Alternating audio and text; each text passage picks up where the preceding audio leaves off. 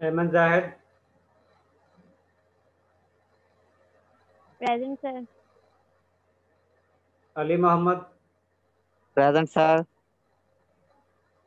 Aslan Kashi, Present, sir. Ayesha Akhtar, Present, sir. Ayesha Kaniza, Present, sir. Ayesha Naveed, Present, sir. Faiza इरशाद, Present, sir. Fariha Azhar, Fariha Azhar, Present, sir. Javeria Sheikh, Present, sir. किंदा Bakhtawar, Present, sir. Mohammad Arsalan मजीद, मोहम्मद अरसलान मजीद, Present, sir. Nimra Afzal, Nimra Afzal, Nimra Sadiq, Present. Nimra Shahid, Present, sir. Nurul ऐन, Present, sir. रिजवानुल्लाह Khan, रिजवानुल्लाह Khan, Saima रुबाब, Present, sir. सना Gaffar, Present, sir. सीरत रानी, Present. शैलिजा Naeem, Present, sir. कर दें आप। सैयदा सुमैया गिलानी, सैयदा सुमैया गिलानी, तौसीफ अहमद, उसामा गुलजार, उसामा गुलजार, उस्मान हुसैन, उस्मान हुसैन, वजीहा मकबूल, Present.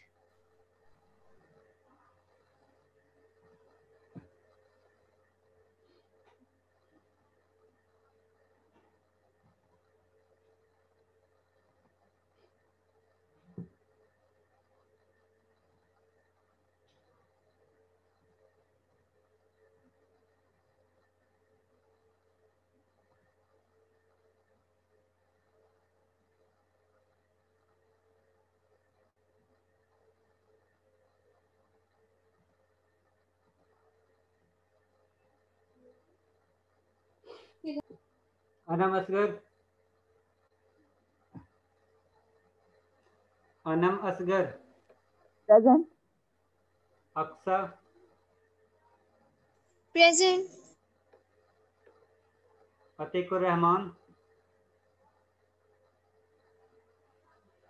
Atiqur Rahman,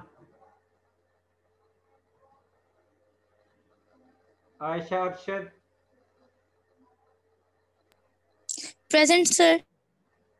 Bisma Tanveer, Bisma Tanveer, Mahnoor Bhatt, Present, sir. Maryam Zarif, Yes, sir. Mohammad Shahid, Present, sir. Mohammad Shoaib Khan, Present, sir. नूर Fatima, Present, sir. Rabia नजर, Present, sir. Syeda Fatima Wajid, Present, sir. Umar Farooq, Present, sir. जोहा Yasin,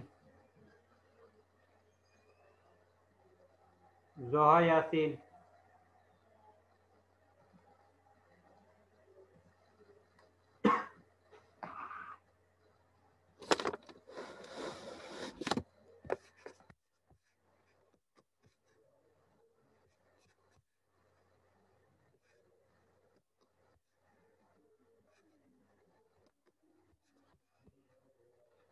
Last time we have discussed about solution.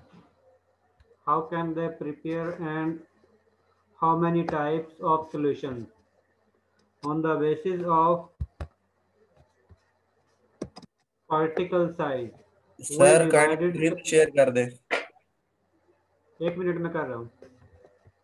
Last time जो हमने okay study sir. किया था वो सॉल्यूशन के बारे में था कि सॉल्यूशन किस तरह आप लोग बनाते हो, सॉल्यूशन की कितनी टाइप्स हैं, और ये बेसिक डिवीजन आप लोगों ने जो की थी वो पार्टिकल साइज की बेस पर की थी।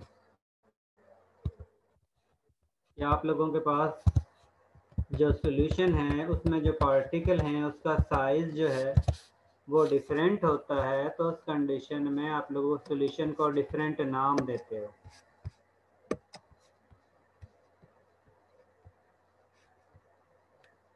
जिस तरह आप लोगों के पास सस्पेंडेड सॉल्यूशन है, कोलाइडल सॉल्यूशन है या ट्रू सॉल्यूशन है, तो ये आप लोग किसकी बेस पर करते हो? आप लोग पार्टिकल साइज की बेस पर सॉल्यूशन का डिफरेंट नाम देते हो। और जब भी आप लोग सॉल्यूशन बनाते हो तो उस कंडीशन में आप लोगों के पास दो चीज़ें होती हैं, दो चीज़ों को आप लोग मिक्सअप करते हो जिसके नतीजे में आप लोगों के पास सॉल्यूशन बनता है, जिसमें से एक को हम सॉल्यूट कहते हैं और एक को हम सॉल्वेंट कहते हैं। और सॉल्यूट और सॉल्वेंट जो हैं वो सेम फेज में भी हो सकते हैं, डिफरेंट फेज में भी एग्जिस्ट कर सकते हैं।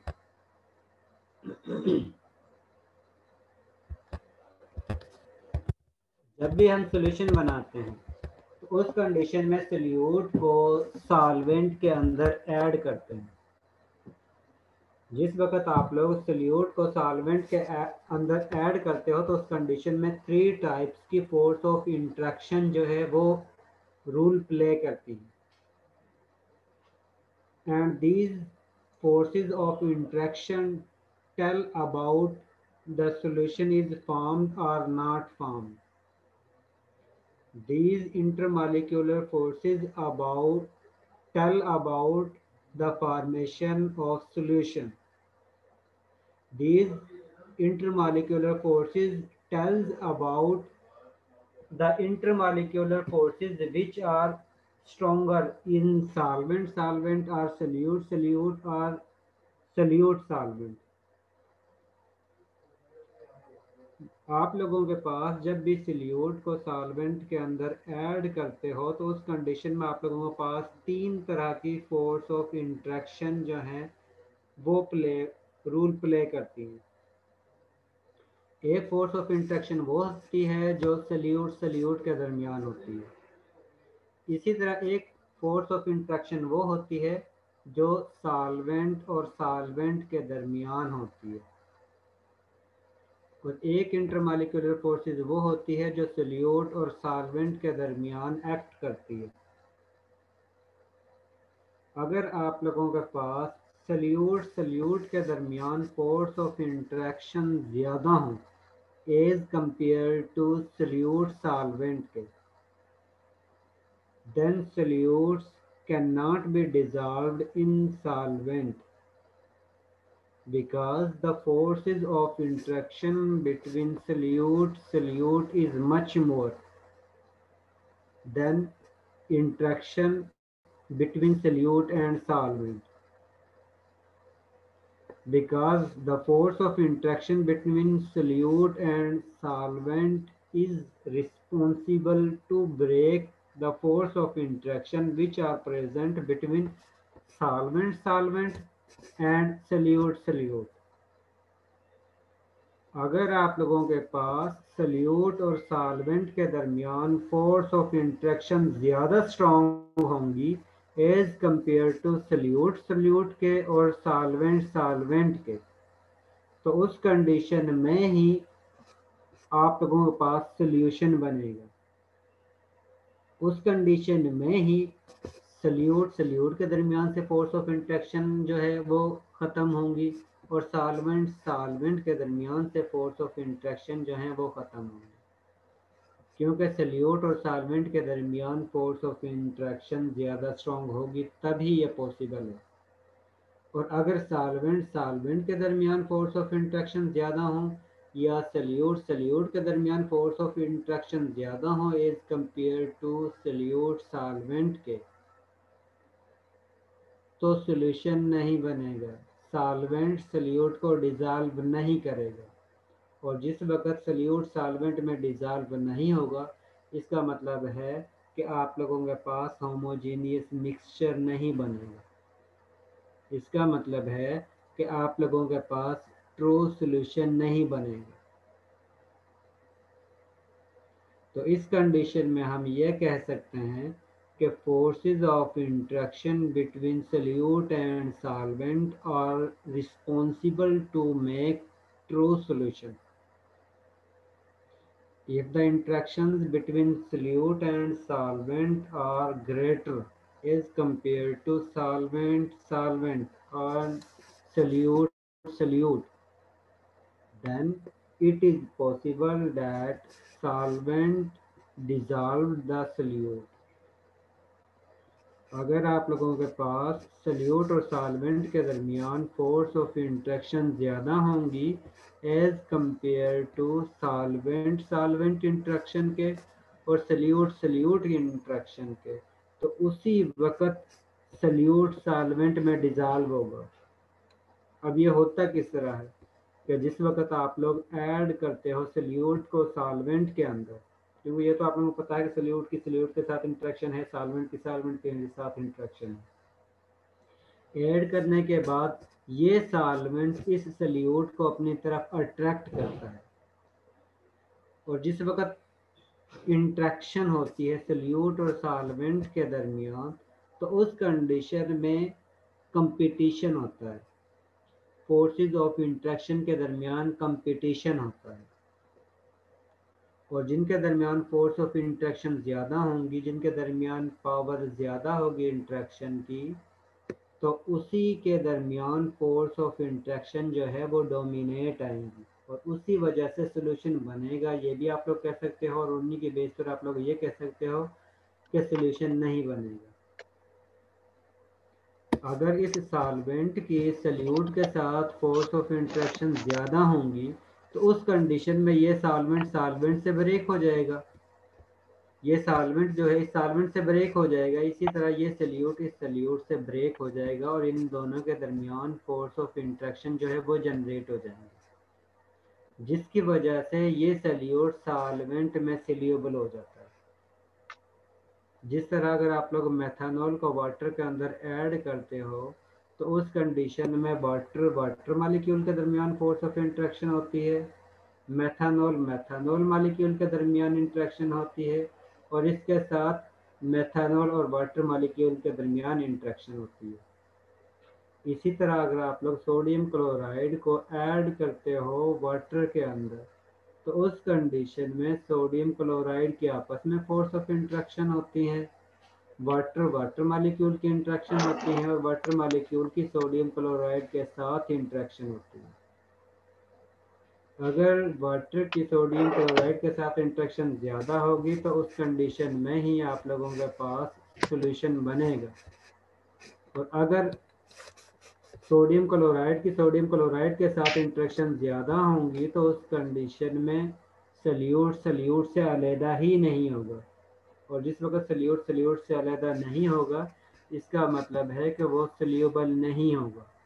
और जिस वक्त तक सल्यूट सॉल्वेंट में सोल्यूबल नहीं होगा, तो उस कंडीशन में सस्पेंडेड सॉल्यूशन बनने के चांस ज़्यादा होते हैं।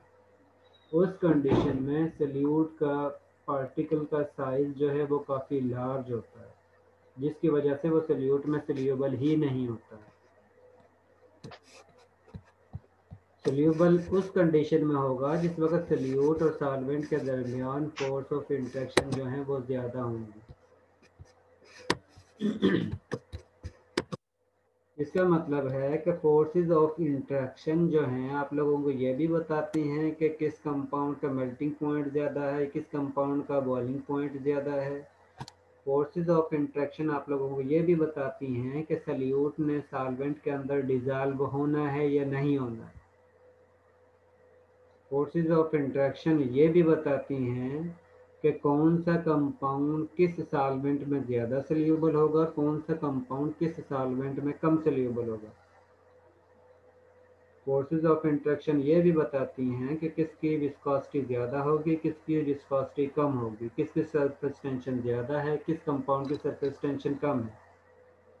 इसका मतलब है कि इंटरमॉलिक्यूलर फोर्सेस के बारे में अगर आप लोगों को नॉलेज होता है तो उस बेस पर आप लोग कितनी चीज़ों के बारे में इंफॉर्मेशन दे सकते हो। आप लोग ये बता सकते हो किसका वेपर प्रेशर ज़्यादा है, आप लोग ये बता सकते हो किसकी विस्कोसिटी ज़्यादा है, आप लोग ये बता सकते हो किसकी सरफेस टेंशन ज़्यादा है, आप लोग ये बता सकते हो किसका बॉइलिंग पॉइंट ज़्यादा है, आप लोग ये बता सकते हो कि किस सॉल्वेंट सल्यूट ने सॉल्वेंट में डिज़ोल्व होना है या नहीं होना है, आप लोग ये बता सकते हो कि किसकी काइनेटिक एनर्जी ज़्यादा है, किसकी काइनेटिक एनर्जी कम है, आप लोग ये बता सकते हो कि किसकी डेंसिटी ज़्यादा है, किसकी डेंसिटी कम है। इसका मतलब है कि अगर आप लोगों को इंटरमॉलिक्यूलर फोर्सेस के बारे में नॉलेज होती है तो उस कंडीशन में आप लोग लॉट ऑफ मटेरियल के बारे में बता सकते हो। आप लोग काफ़ी चीज़ों की इंफॉर्मेशन जस्ट इंटरमॉलिक्यूलर फोर्सेस की बेस पर दे सकते हो।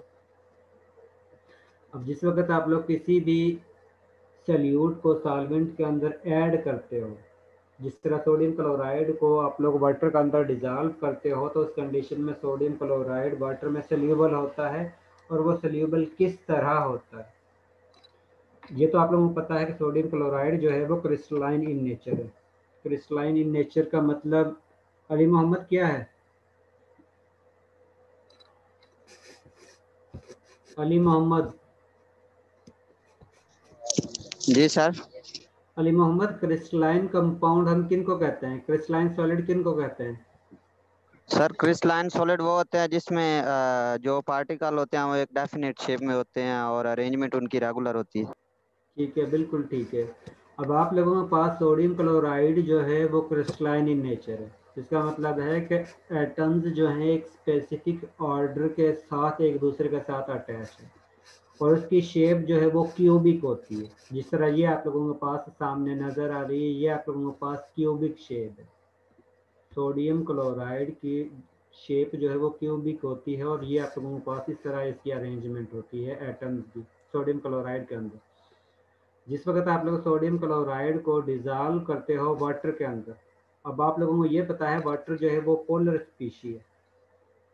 It means water molecule has partial positive charge and partial negative charge. And you also know about sodium chloride. Sodium chloride consists cation and anion. Sodium chloride have one atom of sodium chloride is cation and other atom is anion. One atom has positive charge and other have negative charge. Positive charge is on sodium metal and negative charge on chlorine. जिस वक्त आप लोग sodium chloride बनाते हो तो उस condition में sodium chloride में से एक एटम पर पॉजिटिव चार्ज होता है और एक एटम पर नेगेटिव चार्ज होता है। पॉजिटिव चार्ज जो है वो सोडियम पर होता है और नेगेटिव चार्ज क्लोरीन पर होता है। अब आप लोगों ने देख लिया कि आप लोगों के पास दो स्पीशी हैं, एक पर जो है पार्शियल पॉजिटिव चार्ज और पार्शियल नेगेटिव चार्ज है और दूसरी स्पीशी जो है उस पर कंप्लीटली पॉजिटिव चार्ज और कंप्लीटली नेगेटिव चार्ज है। जिस वक्त आप लोग सोडियम क्लोराइड को ऐड करते हो वाटर के अंदर तो उस कंडीशन में ऑक्सीजन जिस पर पार्शियल नेगेटिव चार्ज है वो इंट्रैक्ट करता है सोडियम आयन को जिस पर पॉजिटिव चार्ज है। Because oppositely charged species attracts to each other. क्योंकि जिन पर अपोजिट चार्ज होता है वो एक दूसरे को इंटरेक्ट करती हैं और जिन पर सेम चार्ज होता है वो एक दूसरे को रिपेल करती हैं। इस कंडीशन में वाटर मॉलिक्यूल का ऑक्सीजन सोडियम को अपनी तरफ अट्रैक्ट करेगा और हाइड्रोजन जो है वो सोडियम को रिपेल करेगा। इसी तरह क्लोराइड आयन जो है वो वाटर मॉलिक्यूल में से आप ये जो हाइड्रोजन है जिस पर पार्शियल पॉजिटिव चार्ज है उसको अपनी तरफ अट्रैक्ट करेगा, क्योंकि क्लोरीन पर नेगेटिव चार्ज है और हाइड्रोजन पर पार्शियल पॉजिटिव चार्ज है। उस वजह से ये हाइड्रोजन जो है इस क्लोरीन को अपनी तरफ अट्रैक्ट करेगा। Anam Asgar, Yes, sir. kindly tell me about the forces of interaction which is present between chloride and water molecule. Sir water molecule में पोलर होती हैं इंटरफोर्सेस और सोडियम क्लोराइड में भी पोलर होती हैं। नहीं, मैं ये कह रहा हूँ कि वाटर मॉलिक्यूल के दरमियान और क्लोराइड आयन के दरमियान फोर्स ऑफ जो इंट्रैक्शन होगी उसको हम क्या नाम देते हैं? जिस तरह हमने different types of intermolecular forces पढ़ी है ना, तो उनमें से ये कौन सी फोर्स ऑफ इंट्रैक्शन है? Sir crystalline. Atiqur Rahman, sir ion dipole force. ये फोर्स ऑफ इंट्रैक्शन जो है वो आयन डाइपोल फोर्सेस है, क्योंकि इसमें आप लोगों के पास क्लोरीन पर नेगेटिव चार्ज है जो कि एनाइन है, यानी कि आयनिक स्पीशी है, और वाटर मॉलिक्यूल जो है उसमें पार्शियल पॉजिटिव चार्ज है और पार्शियल नेगेटिव चार्ज है, यानी कि डाइपोल है उसमें। और उस वजह से इस डाइपोल मॉलिक्यूल के दरमियान और आयन के दरमियान जो फोर्स ऑफ इंट्रैक्शन होती है उसको हम आयन डाइपोल इंट्रैक्शन कहते हैं। Similar the interaction between sodium ion and water molecule is also ion dipole interaction forces, और इस आयन डाइपोल इंट्रैक्शन फोर्सेस की वजह से ही सोडियम क्लोराइड वाटर मॉलिक्यूल में सल्यूबल होता है, क्योंकि इसमें सोडियम आयन को ऑक्सीजन जो है अपनी तरफ अट्रैक्ट करेगा, इसी तरह हाइड्रोजन जो है वो क्लोरीन आयन को अपनी तरफ अट्रैक्ट करते हैं, जिसकी वजह से ये मॉलिक्यूल जिनमें एक स्पेसिफिक ऑर्डर होता है इसको इसकी क्रिस्टलिनिटी से अलग-अलग करना शुरू कर देते हैं और इस तरह सर्कुलेट करते हैं कि सोडियम आयन के सराउंडिंग में वाटर मॉलिक्यूल इस तरह अरेंज होता है कि हर एक एटम के गिर्द जो है वो ऑक्सीजन जो है वो सर्कुलेट कर लेता है। जिस तरह ये आपके पास सोडियम मेटल है और ये वाटर मॉलिक्यूल है, जिसमें से ऑक्सीजन जो है वो सोडियम मेटल के साथ अटैच हो जाता है और इस तरह अटैच होता है कि क्लोराइड आयन को इसके करीब आने ही नहीं देता, जिसकी वजह से आप लोगों के पास जब भी आप लोग आयोनिक कंपाउंड को वाटर के अंदर डिज़ोल्व करते हैं तो हम यही कहते हैं कि जो सोडियम क्लोराइड या आयोनिक कंपाउंड है वो वाटर के अंदर आयंस की फॉर्म में एग्जिस्ट करता है, क्योंकि ये आयंस में इसको डिज़ोल्व करके आयन के सर्कुलेट यानी कि अपने मॉलिक्यूल को इस तरह तरतीब देता है वाटर मॉलिक्यूल कि अगर पॉजिटिव चार्ज स्पीशी है तो उसको वाटर का ऑक्सीजन जो है वो उसके सराउंडिंग में आ जाता है और हाइड्रोजन जो है वो इस पॉजिटिवली चार्ज सोडियम मेटल से अवे होते हैं, और क्लोराइड आयन जिस पर नेगेटिव चार्ज होता है उसको वाटर मॉलिक्यूल के हाइड्रोजन जो हैं वो इस तरह अपने आप को तरतीब देते हैं कि जिसमें ऑक्सीजन जो है वो क्लोराइड आयन से अवे होता है, डिस्टेंस पर होता है, लेकिन हाइड्रोजन आयन जो है वो क्लोराइड आयन जिस पर नेगेटिव चार्ज है उसकी तरफ होते हैं और इस तरह सर्कुलेट करते हैं, अपने आप को इस तरह अरेंज करते हैं कि इस क्लोराइड आयन के करीब सोडियम आयन को आने ही नहीं देते, जिसकी वजह से सोडियम क्लोराइड जो है वो वाटर के अंदर आयोनिक फॉर्म में एग्जिस्ट करता है और जिस वक्त वो आयोनिक फॉर्म में कन्वर्ट होता है उस कंडीशन में ही वो डिज़ोल्व होता है। इसका मतलब है कि सॉल्वेंट जो कि वाटर मॉलिक्यूल है और सल्यूट जो कि सोडियम क्लोराइड है, उनके दरमियान सोडियम और क्लोरीन के दरमियान फोर्स ऑफ इंट्रैक्शन जो है वो वीक है और वाटर वाटर की वाटर मालिक्यूल के दरमियान फोर्स ऑफ इंट्रैक्शन जो है वो भी वीक हैं as compare to force of interaction which is present between water molecule and sodium chloride ion और water molecule between chloride ion. इसका मतलब है सल्यूट की सॉल्वेंट के साथ इंट्रैक्शन जो है उसके दौरान जो इंटरमॉलिक्यूलर फोर्सेस जनरेट होती हैं वो ज़्यादा स्ट्रॉन्ग हैं एज कंपेयर टू सल्यूट की सल्यूट के साथ या सॉल्वेंट की सॉल्वेंट के साथ। और उसी वजह से सोडियम क्लोराइड जो है वो वाटर में सल्यूबल होता है। और अगर सल्यूट की सल्यूट के साथ इंट्रैक्शन ज़्यादा होती यानी कि सोडियम क्लोराइड की आपस में फोर्स ऑफ इंट्रैक्शन ज़्यादा होती तो उस कंडीशन में सोडियम क्लोराइड ने डिटैच ही नहीं होना था, अलहदा ही नहीं होना था। और अगर वो अलहदा ना होता तो उस कंडीशन में वो डिज़ाल्व बना होता। और अगर वो डिज़ाल्व बना होता तो इसका मतलब है कि उसने सोल्यूशन नहीं बनाना था। सोल्यूशन आप लोगों के पास उसी कंडीशन में बनेगा अगर intermolecular forces between solvent and solute और greater between solute and solute और सॉल्वेंट बिटवीन सॉल्वेंट।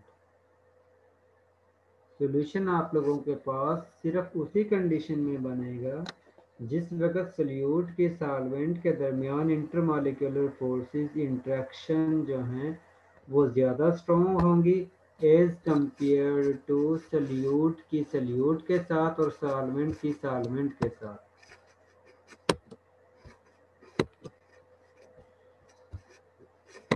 जिस वक्त आप लोग सोल्यूशन बनाते हो यानी कि जब भी आप लोग सल्यूट को सॉल्वेंट में डिज़ोल्व करते हो तो उस कंडीशन में मोस्टली मैंने आप लोगों को एग्जांपल दी थी कि जब भी आप लोग सोल्यूशन बनाते हो तो उस कंडीशन में मोस्टली जो आप लोग लैब में यूज़ करते हो उस कंडीशन में आप लोगों के पास सल्यूट या तो सॉलिड फॉर्म में होता है या लिक्विड फॉर्म में होता है।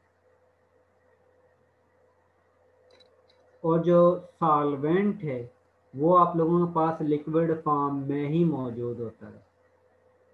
और जिस वक्त आप लोग सॉलिड सल्यूट को सॉल्वेंट में डिज़ोल्व करते हो क्योंकि आप लोगों के पास सॉल्वेंट के अंदर वाटर मॉलिक्यूल या सॉल्वेंट के मॉलिक्यूल्स के लार्ज नंबर ऑफ मॉलिक्यूल्स की क्वांटिटी होती है जो हर जगह पर यानी स्प्रेड हुई होती है। जिस वक्त आप लोग इसमें सॉलिड सल्यूट को ऐड करते हो तो ऐड करने के बाद जिस तरह भी आप लोगों ने देखा है कि सॉलिड स्पीशी जो है वो डिज़ोल्व होना शुरू हो जाती है। और जिस वक्त वो डिज़ोल्व होती है तो उस कंडीशन में उसके मॉलिक्यूल्स की कंसंट्रेशन हर पोजीशन में सेम होती है कि यहाँ पर भी एक है, यहाँ पर भी एक है, यहाँ पर भी एक है, यहाँ पर भी एक है। इस तरह हर पोजीशन पर सल्यूट की क्वांटिटी और सॉल्वेंट की क्वांटिटी सेम होगी। उसी कंडीशन में आप लोगों के पास ट्रू सॉल्यूशन होगा। और अगर एक जगह पर कंसंट्रेशन ज़्यादा हो सल्यूट की और एक जगह पर कम हो तो उस कंडीशन में आप लोगों के पास ट्रू सॉल्यूशन नहीं होगा। और जिस वक्त आप लोग सॉलिड मटेरियल को ऐड करते हो सॉल्वेंट के अंदर तो उस कंडीशन में मॉलिक्यूल्स के दरमियान डिस्टेंस ज़्यादा होता है, रैंडमनेस ज़्यादा जनरेट होता है। तो इस तरह हम कह सकते हैं कि जब भी हम सल्यूट को सॉल्वेंट के अंदर ऐड करते हैं तो उस कंडीशन में मॉलिक्यूल्स के दरमियान रैंडमनेस इंक्रीज होती है। और आप लोगों को पता है कि जितनी रैंडमनेस ज़्यादा होगी इसका मतलब है कि इंट्रॉपी ज़्यादा होगी और जितनी रैंडमनेस कम होगी तो इसका मतलब है कि इंट्रॉपी जो है वो कम होगी।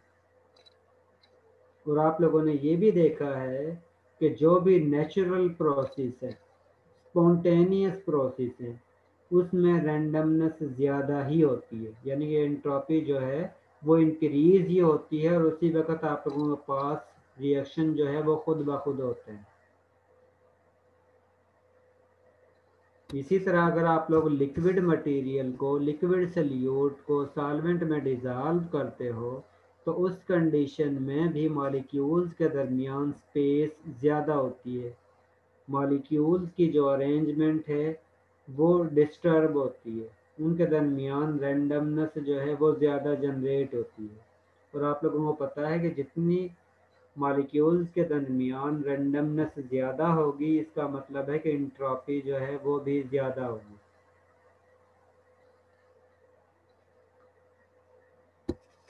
और अतीकुर रहमान, जी सर। अतीकुर रहमान, जी सॉलिड जी। सल्यूट और लिक्विड सल्यूट में से रैंडमनेस किस में ज़्यादा जनरेट होगी?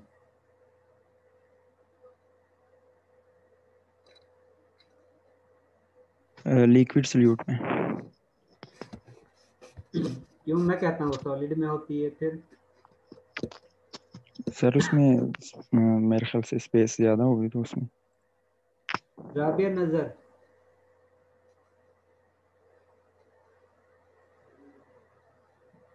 राबिया नजर,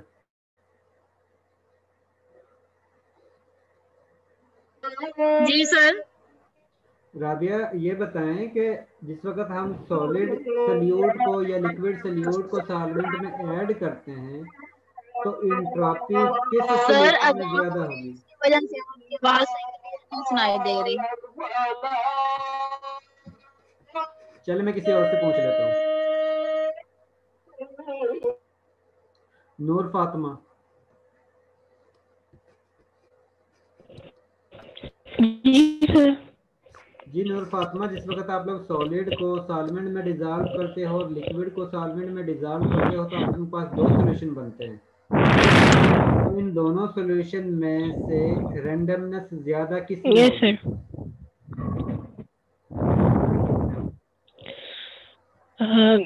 सर जब हम सॉलिड को लिक्विड में डिसॉल्व करेंगे जी, उसमें अब ज्यादा रैंडमनेस होगी। ज्यादा इंक्रीज होगी। किस ये सर तरह? उसमें ज्यादा होगी किस तरह फातिमा? क्योंकि सर सॉलिड के जो मॉलिक्यूल्स हैं वो आपस में बहुत ज्यादा कॉम्पैक्ट होते हैं, तो जब हम उसको लिक्विड में ऐड करेंगे तो वो एकदम से क्या कहते हैं दूर दूर चले जाएंगे, तो लिक्विड के अंदर जाके डिसॉल्व ठीक है, जाएंगे, बिल्कुल ठीक है, क्योंकि आप लोग जिस वक्त सॉलिड की बात तो करते उसमें हो तो रैंडमनेस सॉलिड, ज्यादा होगी ज्यादा ठीक कि है, अगर हम बिल्कुल ठीक लिक्विड। है ना। जिस वक्त आप लोग सॉलिड स्पीशी को सॉल्वेंट में ऐड करते हो तो उस कंडीशन में मॉलिक्यूल्स के दरमियान, जिस वक्त वो सॉल्यूशन बनता है तो उस कंडीशन में मॉलिक्यूल्स के दरमियान डिस्टेंस बहुत ज़्यादा होता है। और आप लोगों ने देखा है कि जितना मॉलिक्यूल्स के दरमियान डिस्टेंस ज़्यादा होगा तो इसका मतलब है कि रैंडमनेस मॉलिक्यूल्स के दरमियान उतनी ही ज़्यादा होगी।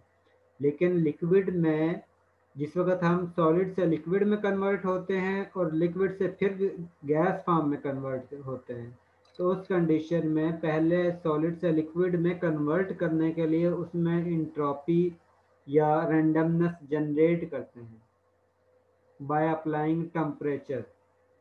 इसका मतलब है कि सॉलिड को डायरेक्ट जिस वक्त सॉल्यूशन बनाते हैं तो उस कंडीशन में रैंडमनेस ज़्यादा जनरेट होती है as compare to dissolving liquid species into liquid solvent,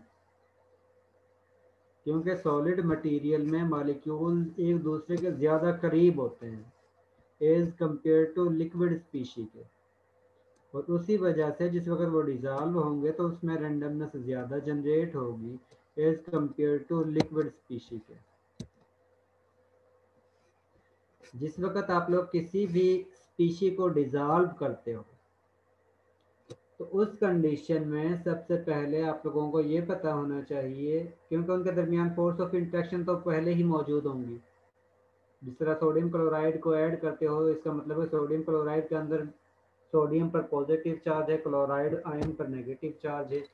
अब उन दोनों अपोजिट चार्ज को आप लोग डिफ्रेंशिएट कर रहे हो, उन दोनों आयंस को आप लोग सेपरेट आउट कर रहे हो। अब इसका मतलब है कि आप लोग उनके दरमियान फोर्सेस ऑफ इंट्रैक्शन जो है उसको कंपेयर करना है वाटर मॉलिक्यूल के साथ, सॉल्वेंट की इंट्रैक्शन के साथ। अगर सॉल्वेंट की इंट्रैक्शन ज़्यादा होगी तभी सल्यूट जो है वो ब्रेक होगा, आयंस में डिज़ाल्व होगा। और अगर उन आयंस के दरमियान ही फोर्स ऑफ इंट्रैक्शन ज़्यादा होगी तो उस कंडीशन में वो वाटर के अंदर डिज़ाल्व नहीं होगा।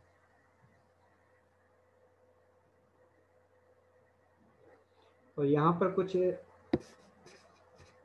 एनर्जी गिवन है जिसमें दिया हुआ है कि आप लोगों के पास जिस वक्त आप लोग सोल्यूशन बनाते हो सोडियम क्लोराइड का या लिथियम क्लोराइड का या पोटाशियम क्लोराइड का, तो उस कंडीशन में आप लोगों के पास ये इंथाल्पी ऑफ सोल्यूशन जो है वो हासिल होती है। लिथियम क्लोराइड की आप लोगों के पास इंथाल्पी ऑफ सोल्यूशन जो है वो -37 है, सोडियम क्लोराइड की जो है वो 3.9 है और पोटाशियम क्लोराइड की जो है वो 17.2 है।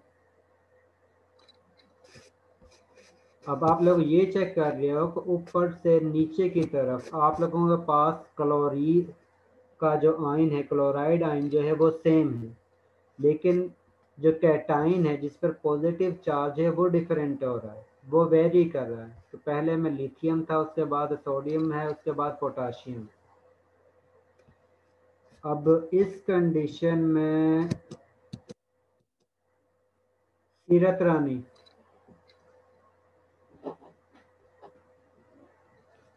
सीरत रानी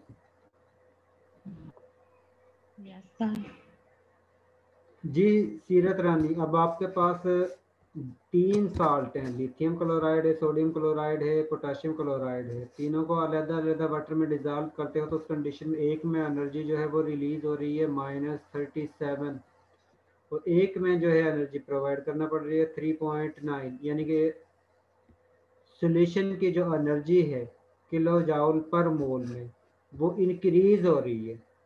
इसके रीज़न क्या है?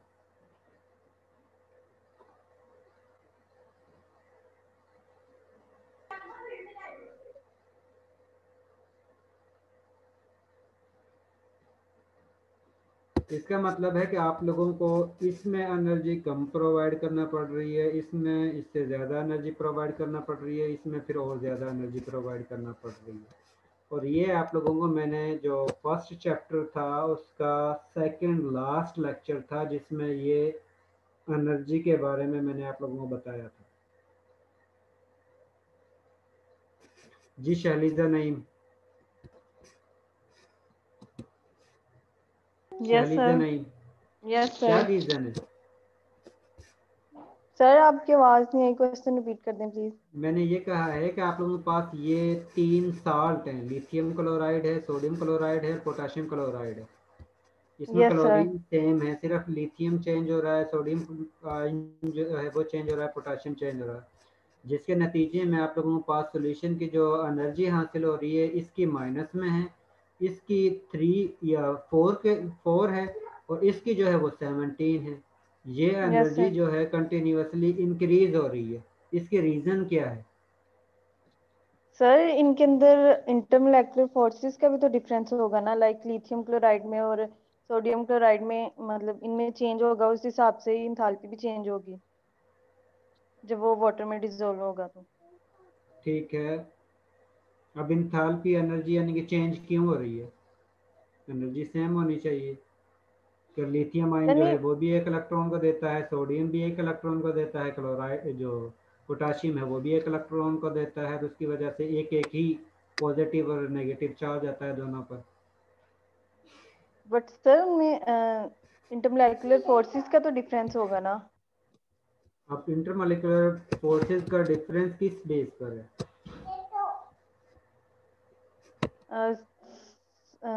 सर इनकी मैटर की स्टेट पे शायद कि लाइक सॉलिड लिक्विड की बेस पे।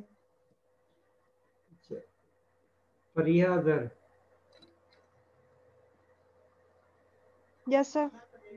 जी सर फरिया इनकी अजहर, जो है पैकिंग के लिहाज से कि सर एक इनकी मैंने आप पैकिंग के लोगों को लिहाज चीज से बताई कि किस थी कि तरह आप लोगों के पास intermolecular forces, force of interaction जो हैं वो एटॉमिक साइज पर भी डिपेंड करती है, कि जितना एटॉमिक का साइज इंक्रीज होता जाता है तो उस कंडीशन में उनका दरमियान फोर्स ऑफ इंटरेक्शन जो है वो वीक होना शुरू हो जाती है, और जितना एटम का साइज स्मॉल होगा तो उस कंडीशन में उनका दरमियान फोर्स ऑफ इंटरेक्शन जो है वो उतनी ही ज़्यादा होती है। तो सर इसकी जो है पैकिंग के लिहाज से होगा ना कि साइज अगर जो है छोटा है तो वो क्लोजली पैक्ड होंगे, जी और जी। अगर लार्ज है तो वो फिर जो है वो लूजली पैक होंगे, उसकी वजह से फिर इनके असल में दरमियान इंटरमॉलिक्यूलर फोर्सेस डिफरेंस है। पर यह सिर्फ अगर आप कहती हैं ना पैकिंग की वजह से, तो पैकिंग में इसकी जियोमेट्री भी आ जाती है। जिस वक्त आप बताएंगे ना इसके एटॉमिक साइज की बेस पर है, उस वक्त ये क्लियर हो जाता है, क्योंकि पैकिंग में ये डिफरेंट चीज़ें पैकिंग में आती हैं। जिस तरह एटम्स जो हैं वो एक दूसरे के साथ अटैच हैं, वो भी पैकिंग है। अब वो भी है कि जिस अटैचमेंट के साथ ये बेसिक यूनिट जो है क्रिस्टलाइन यूनिट में कन्वर्ट हो रहा है, वो भी इनकी पैकिंग ही है। Yes sir. ठीक है। इसके बाद जिस वक्त आप लोग सल्यूट को सॉल्वेंट में डिजॉल्व करते हो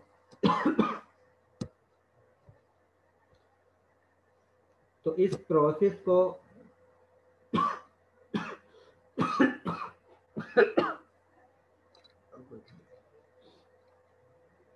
जिसके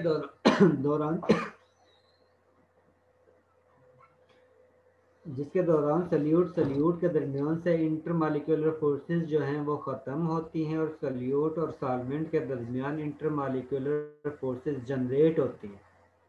इस प्रोसेस को हम कहते हैं सॉल्वेशन। और अगर आप लोग इस मेथड को हम सॉल्वेशन कहते हैं, और अगर आप लोगों के पास सॉल्वेंट जो है वो सल्यूट हो, वाटर हो, और उसमें आप लोग सल्यूट को डिजॉल्व करते हो, तो उस कंडीशन में हम इसको हाइड्रेशन कहते हैं,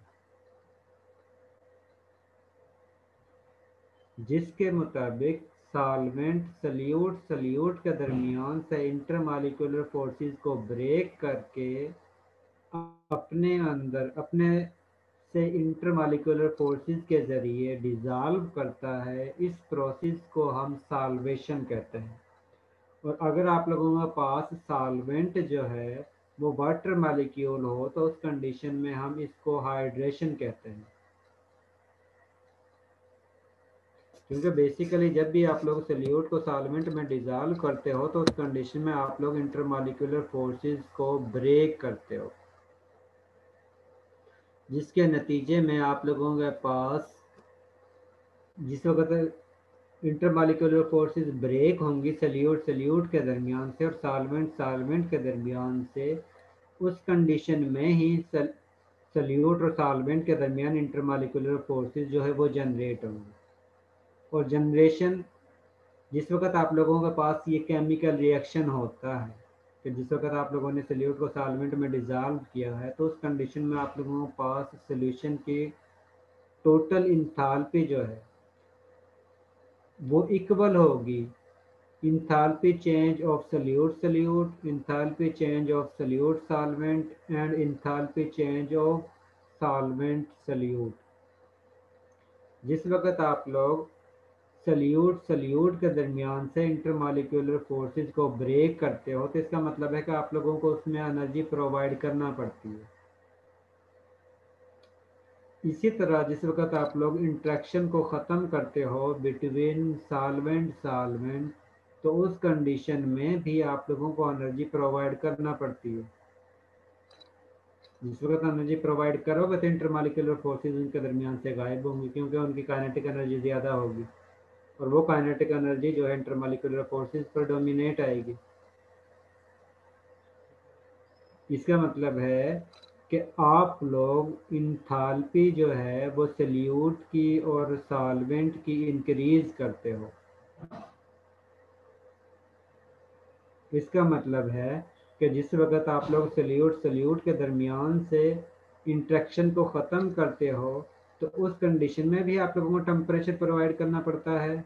और जिस वक्त आप लोग सॉल्वेंट के दरमियान से एनर्जी को इंट्रैक्शन को ख़त्म करते हो तो उस कंडीशन में भी आप लोगों को टेम्परेचर प्रोवाइड करना पड़ता है। इसका मतलब है कि जिस वक्त आप लोग सल्यूट और सॉल्वेंट के दरमियान से इंटरमॉलिक्यूलर फोर्सेस को ख़त्म करते हो तो उस कंडीशन में ये दोनों ही प्रोसेस जो हैं वो एंडोथर्मिक प्रोसेस है, क्योंकि इसमें आप लोग जो है वो हीट प्रोवाइड करते हो, जिसका नतीजा ये होता है कि सल्यूट के मॉलिक्यूल की और सॉल्वेंट के मॉलिक्यूल की इंथैल्पी जो है वो इंक्रीज होती है। लेकिन जिस वक्त आप लोग सल्यूट और सॉल्वेंट के दरमियान इंट्रैक्शन जनरेट होती है तो उस कंडीशन में वो ज़्यादा स्टेबल फॉर्म में कन्वर्ट होते हैं।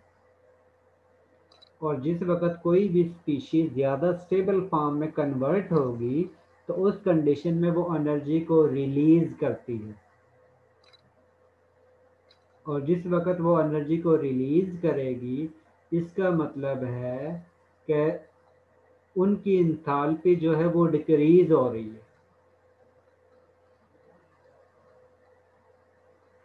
अगर आप लोगों के पास एनर्जी सॉल्यूशन की एनर्जी को हम कैलकुलेट करते हैं, वो इंथैल्पी जो यूज़ हुई है सल्यूट की इंटरमॉलिक्यूलर फोर्सेस को ख़त्म करने के लिए, वो इंथैल्पी जो यूज़ हुई है सॉल्वेंट की इंटरमॉलिक्यूलर फोर्सेस को ख़त्म करने के लिए, और वो इंथैल्पी जो रिलीज़ हुई है जिस वक्त सॉल्वेंट की सल्यूट के साथ इंट्रैक्शन हुई है, तो उस कंडीशन में आप लोगों के पास सॉल्यूशन की एनर्जी हासिल होती है।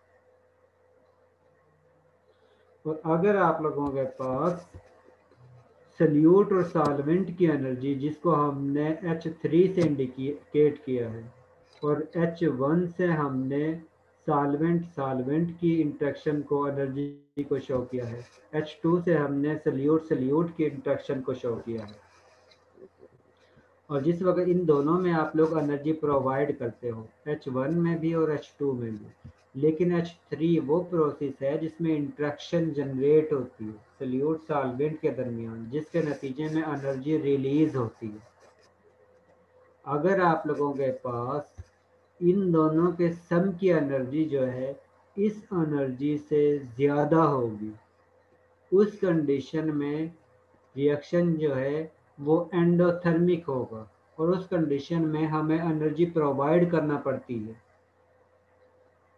सल्यूट को सॉल्वेंट में डिज़ोल्व करने के लिए। और अगर आप लोगों के पास इसकी एनर्जी ज़्यादा हो, H3 की एनर्जी ज़्यादा हो और H1 और H2 की एनर्जी कम हो, तो उस कंडीशन में सॉल्यूशन में से एनर्जी रिलीज होती है और उस कंडीशन में हम कहते हैं कि रिएक्शन जो है वो एक्सोथर्मिक रिएक्शन है। इसका मतलब है कि जो energy system solute sir ji M del H3 फिर नेगेटिव नहीं आएगा? डेल H3 नेगेटिव सर आएगा। डेल H3 नेगेटिव नहीं आएगा फिर? जी डेल H3 नेगेटिव ही आएगा और उस कंडीशन में इसकी एनर्जी प्लस, ये दोनों एनर्जी प्लस में होंगी, ये एनर्जी नेगेटिव में होगी। और अगर इसके साथ जिस वक्त तीनों को सम करेंगे, सम का मतलब है कि ये दोनों H1 और H2 तो प्लस हो जाएंगी, लेकिन H3 वाली वैल्यू इसके आंसर में से आप लोगों ने नेगेटिव करके लिखना है।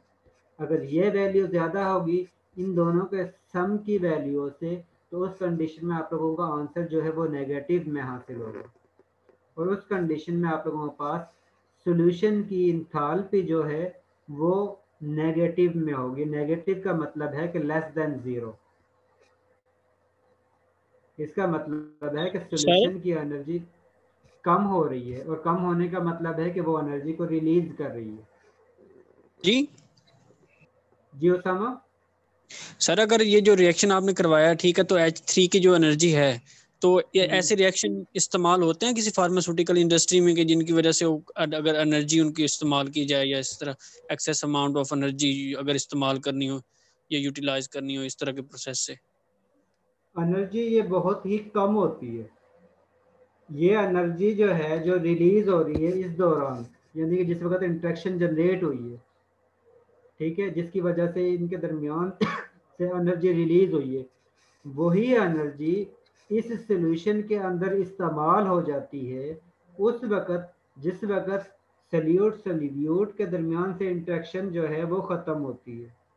उसी जो एनर्जी रिलीज होती है उसमें से कुछ एनर्जी सल्यूट के दरमियान से एनर्जी को इंट्रैक्शन को ख़त्म करने के लिए इस्तेमाल हो जाती है। कुछ एनर्जी जो है सॉल्वेंट के दरमियान से इंट्रैक्शन को ख़त्म करने के लिए इस्तेमाल हो जाती है। बाकी की एनर्जी जो है वो रिलीज होती है आप लोगों के पास। क्योंकि ये तो आप लोगों को पता है कि जिस वक्त इंट्रैक्शन होगी इसका मतलब है कि उनकी स्टेबिलिटी इंक्रीज होगी, और स्टेबिलिटी उस वक्त इंक्रीज होगी, ज़्यादा इंक्रीज या कम इंक्रीज उस वक्त होगी जिस वक्त आप लोगों का प्रोडक्ट की एनर्जी जो है वो कम होगी रिएक्टेंट की एनर्जी से, यानी कि इनिशियल एनर्जी ज़्यादा हो और फाइनल एनर्जी जो है वो कम हो। उस कंडीशन में ही एनर्जी रिलीज होगी और स्पीशीज जो है वो ज़्यादा स्टेबल फॉर्म में कन्वर्ट होगी।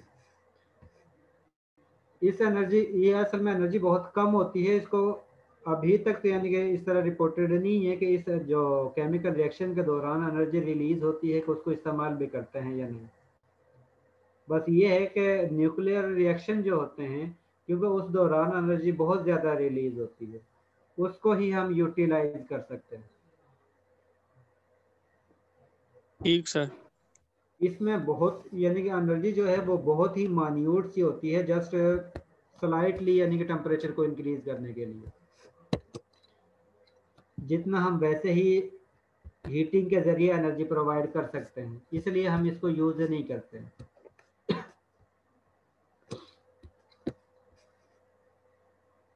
ये सपोज आप लोगों के पास सल्यूट है, तो ये सल्यूट है और ये सॉल्वेंट है।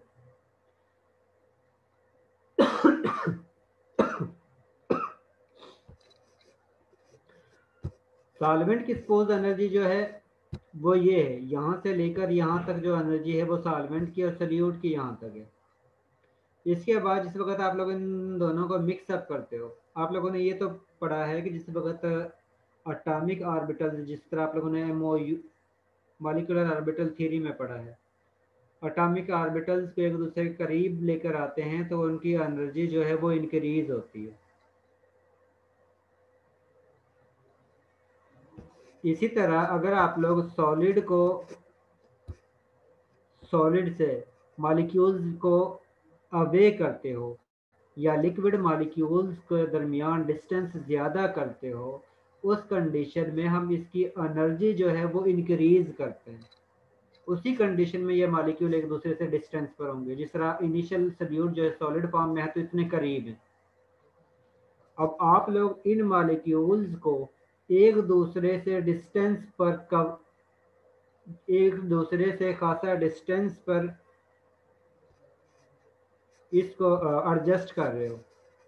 इसका मतलब है कि आप लोग इनके दरमियान से इंटरमॉलिक्यूलर फोर्सेस को कम कर रहे हो। और आप लोगों को ये भी पता है कि इंटरमॉलिक्यूलर फोर्सेस को कम उसी वक्त करते हो जिस वक्त आप लोग या इस तरीके से करते हो कि जिस वक्त आप लोग टेम्परेचर प्रोवाइड करते हो। और जिस वक्त टेम्परेचर प्रोवाइड करोगे तो इसका मतलब है कि उनकी एनर्जी जो है वो ज़्यादा होगी। इसी तरह सॉल्वेंट की इनिशियल एनर्जी और सल्यूट की एनर्जी, इनिशियल एनर्जी यहाँ पर है, सल्यूट की एनर्जी ये है और सॉल्वेंट की एनर्जी ये है। लेकिन जिस वक्त आप लोगों ने इनके दरमियान डिस्टेंस ज़्यादा किया है तो उस कंडीशन में इनकी काइनेटिक एनर्जी को इंक्रीज किया है बेसिकली। और काइनेटिक एनर्जी को आप लोग टेम्परेचर इंक्रीज करने से इंक्रीज करते हो, जिसके रिजल्टेंट में सल्यूट की एनर्जी जो है वो भी इंक्रीज होकर यहाँ पर पहुँच गई है और सॉल्वेंट की एनर्जी भी इंक्रीज होकर यहाँ पर पहुँच गई है।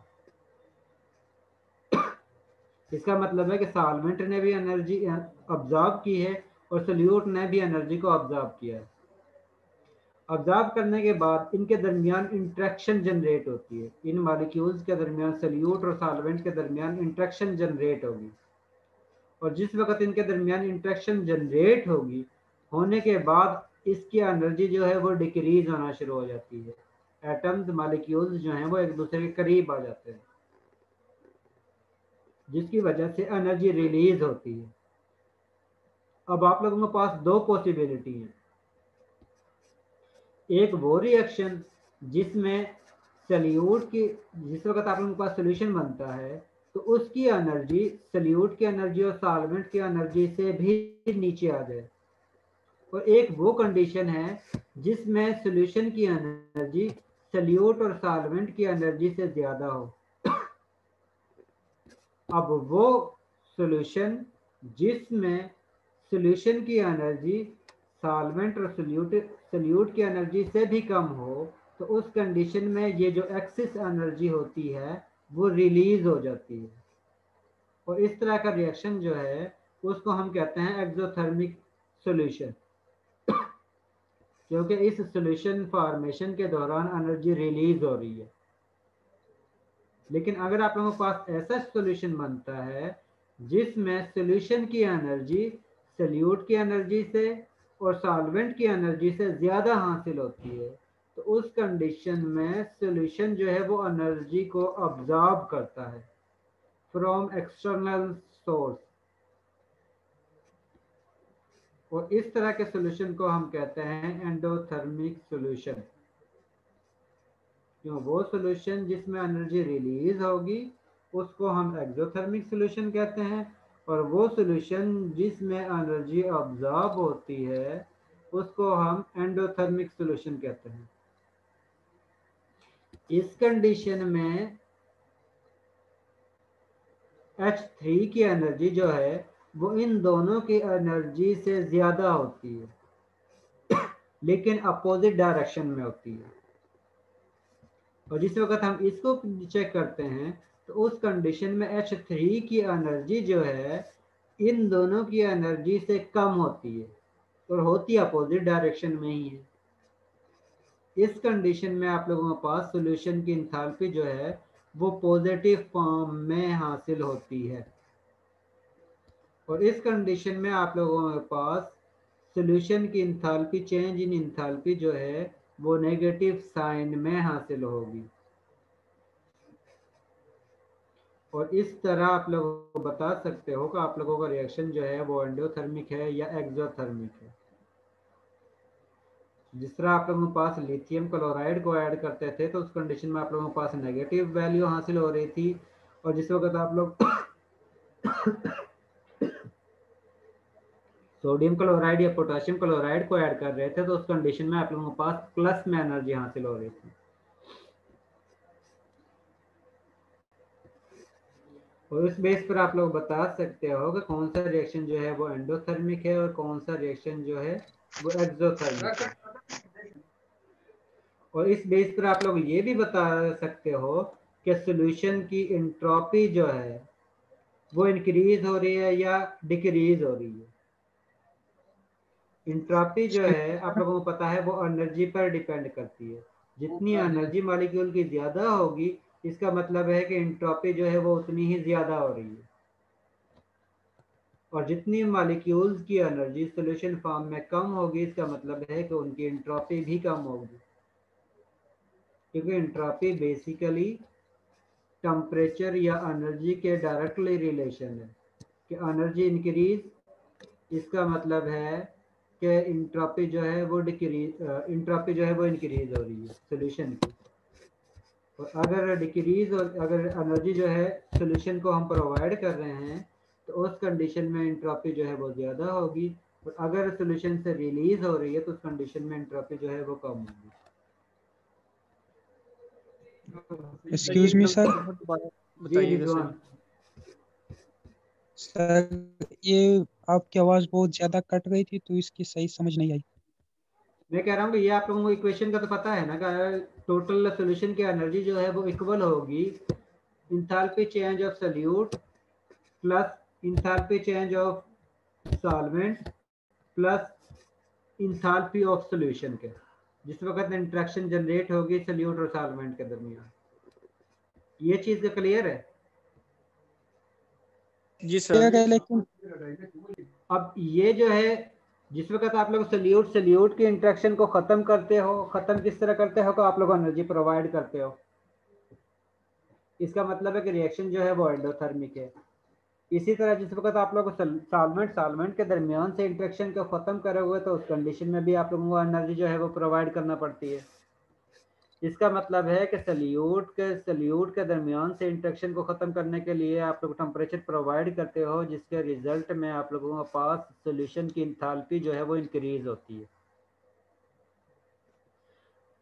इसी तरह सॉल्वेंट के दरमियान से इंटरेक्शन को ख़त्म करने के लिए आप लोग टेम्परेचर प्रोवाइड करते हो, जिसके रिजल्ट में आप लोगों के सॉल्वेंट की जो एनर्जी है वो इंक्रीज होगी।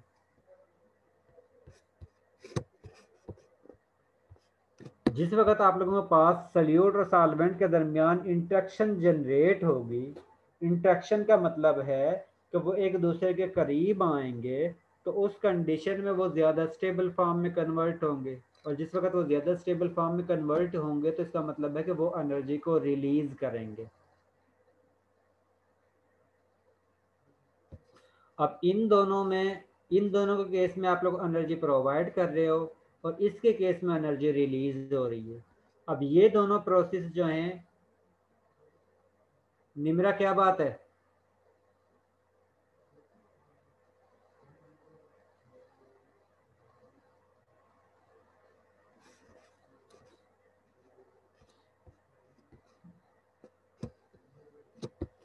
इन दोनों के केस में आप लोग एनर्जी प्रोवाइड कर रहे हो और इस केस में एनर्जी जो है वो रिलीज हो रही है।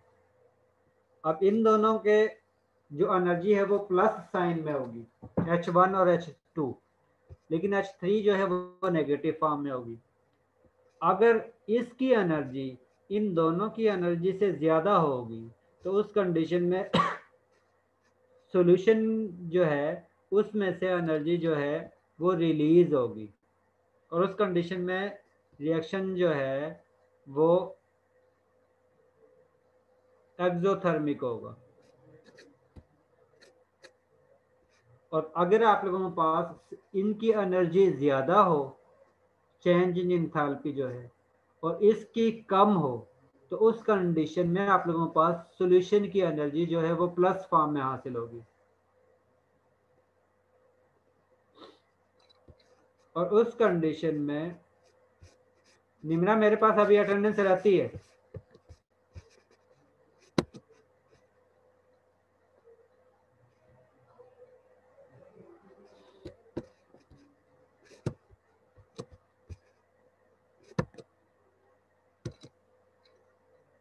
जी निम्रा अफजल।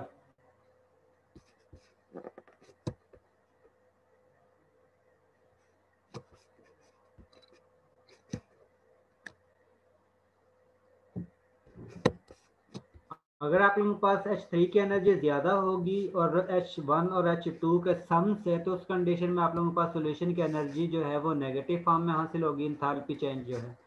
और अगर आप लोगों के पास इसकी एनर्जी कम होगी और इन दोनों के सम की एनर्जी ज़्यादा होगी, तो उस कंडीशन में आप लोगों के पास सॉल्यूशन की इंथैल्पी चेंज जो है वो प्लस फॉर्म में हासिल होगी।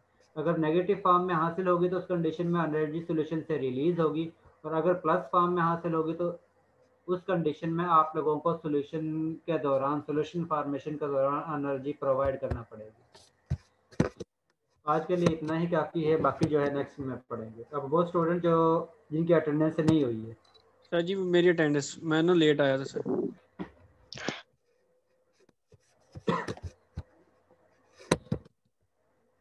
जी क्या नाम है? उसामा सर जी, एन सेक्शन में। तो पहले N3 वाले पढ़े, N3 वाले Atiqur Rahman, present sir. Bisma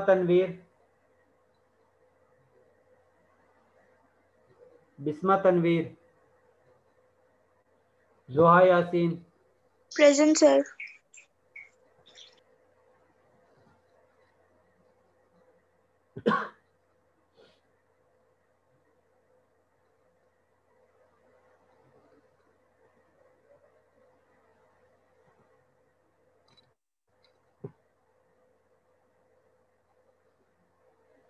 Nimra Afzal, present sir. आप ही क्यों लगाए निमरा अफजल? सॉरी सर, वो मुझे नहीं पता चला, वो मैं फोन रखा है तो वो ओपन हो गया शायद इस तरह, तो वो मैंने तो अभी देखा है, मुझे पता नहीं चला, फिर मैंने अभी चेक किया, मैंने जानबूझ के नहीं लगाया, सॉरी सर। निमरा देखो, गलती मुझे से पता चल गया, तुम्हें पता नहीं चला है। सर, गलती से हुआ था, मुझे पता ही नहीं था कि वो, नेक्स्ट टाइम पता इस नहीं तरह नहीं चला। करना। Okay okay sir, sorry sir. Syeda Sumaiya Gilani,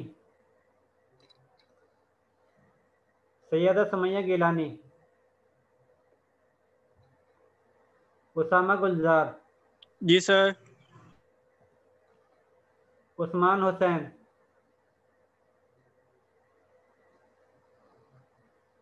Usman Hussain,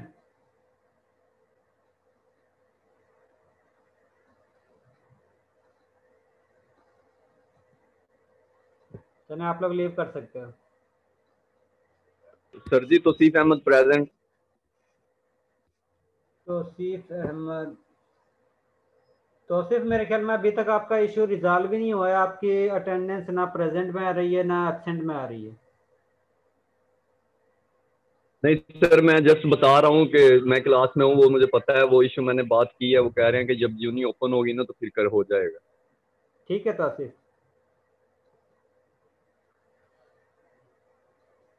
thank you.